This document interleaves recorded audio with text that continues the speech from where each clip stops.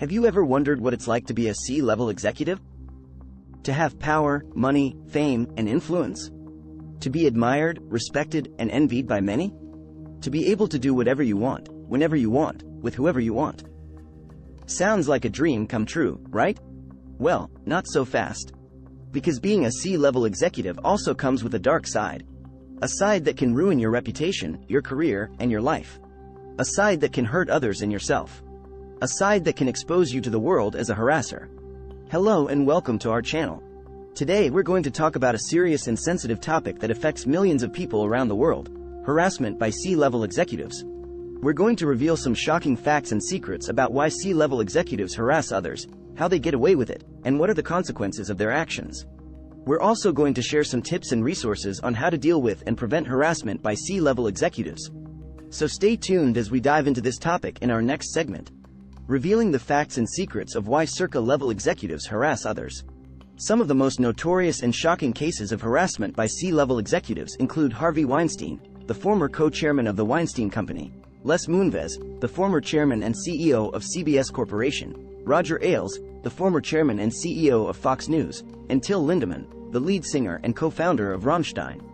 Harassment is a form of abuse that involves unwanted or unwelcome behavior that is offensive, humiliating, or intimidating. It can happen anywhere, anytime, and to anyone. But why do some C-level executives harass others? What drives them to do so? What are their motives and goals? To answer these questions, we need to look at some facts and secrets that reveal the psychology and sociology of harassment by C-level executives. According to experts and researchers, some of the facts and secrets of why C-level executives harass others are: 1. They have a sense of entitlement. C-level executives may feel that they deserve or have earned the right to do whatever they want, whenever they want, with whoever they want. 1. They may think that they are above the law or the rules. 1. They may not care about the feelings or rights of others. 2. They have a need for control. C-level executives may have a need for control over their environment, their work, their relationships, and their self-image. 2. They may use harassment as a way to assert their dominance or authority over others. 2. They may also use harassment as a way to cope with stress or insecurity. 3. They have a lack of empathy. C-level executives may have a lack of empathy for others. 3. They may not be able to understand or share the emotions or perspectives of others. 3. They may not be able to recognize or respect the boundaries or consent of others. 4. They have a distorted perception. C-level executives may have a distorted perception of reality or themselves. 4. They may not be aware of or acknowledge their own behavior or its impact on others. 4. They may rationalize or justify their behavior as normal or acceptable. 4. They may blame or deny their behavior on external factors or circumstances. These facts and secrets show that harassment by C-level executives is not a random or isolated phenomenon.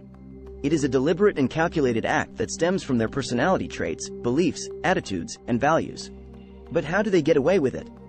How do they manage to avoid detection or accountability for their actions?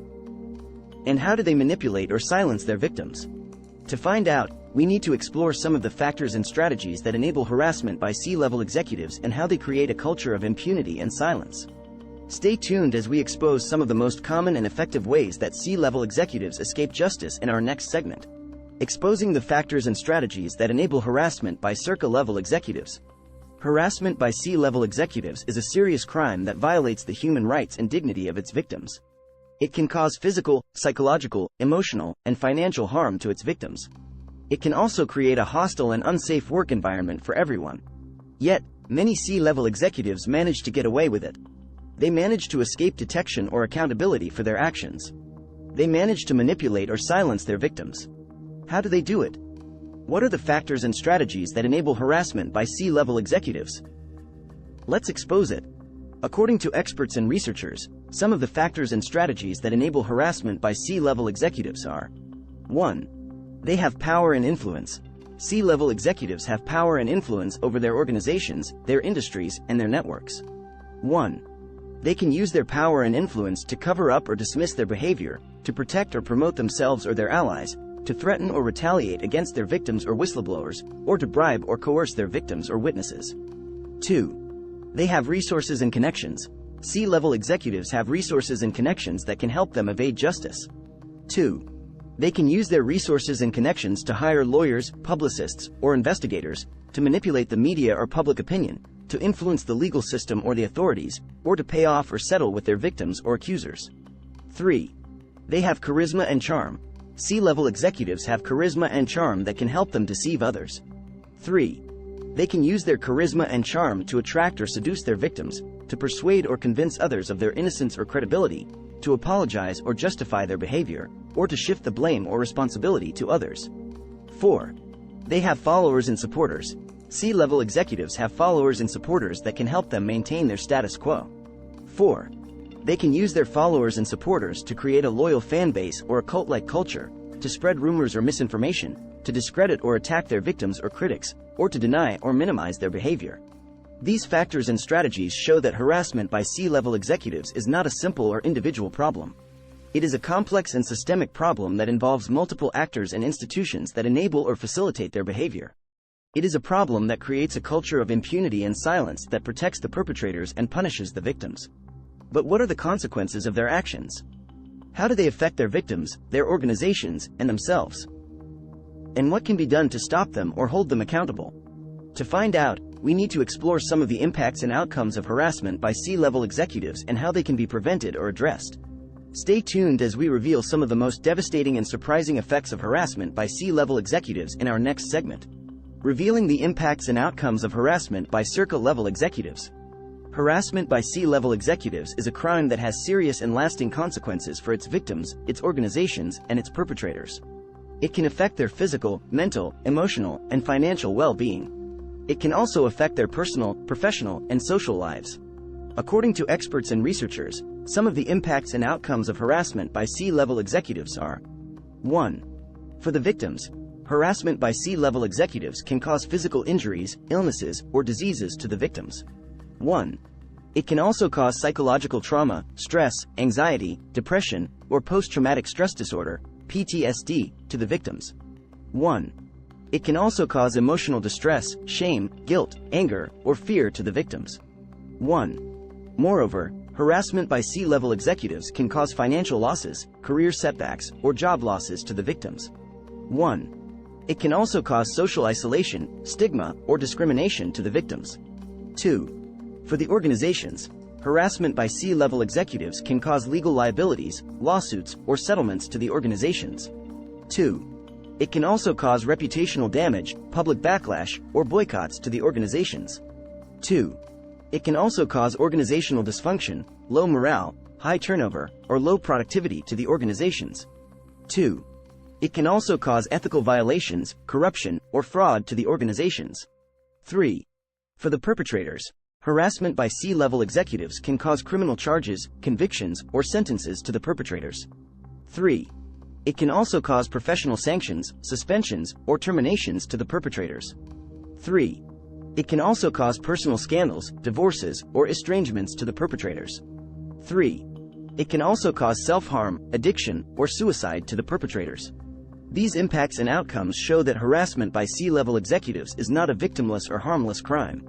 It is a crime that has devastating and surprising effects on everyone involved.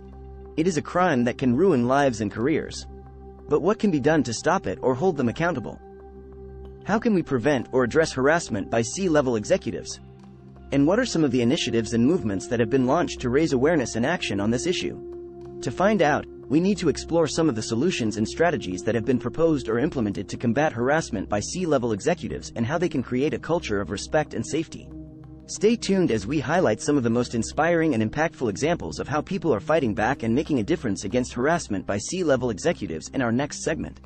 Highlighting the solutions and strategies to combat harassment by circle-level executives.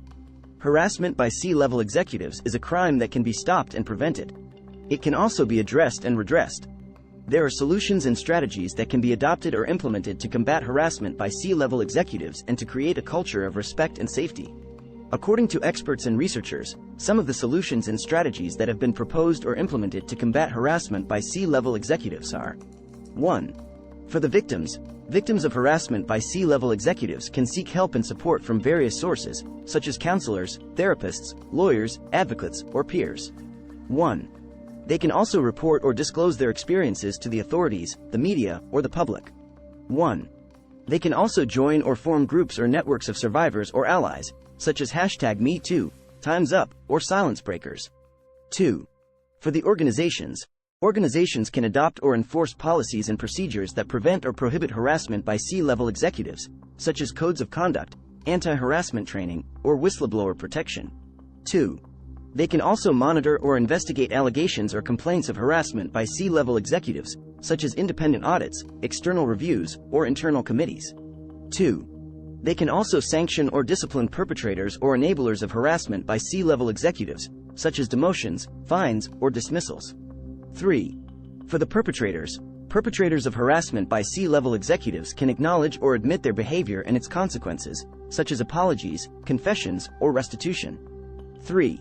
They can also seek help or treatment for their behavior and its causes, such as counseling, therapy, or rehabilitation. 3. They can also change or reform their behavior and its patterns, such as education, mentoring, or volunteering. These solutions and strategies show that harassment by C-level executives is not a hopeless or inevitable problem. It is a problem that can be solved and resolved.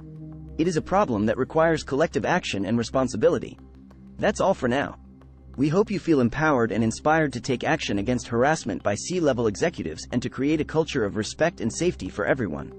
We also hope you enjoyed this video and found it useful. If you did, please like, share, and subscribe to our channel for more videos. Thank you for watching. See you in the next video.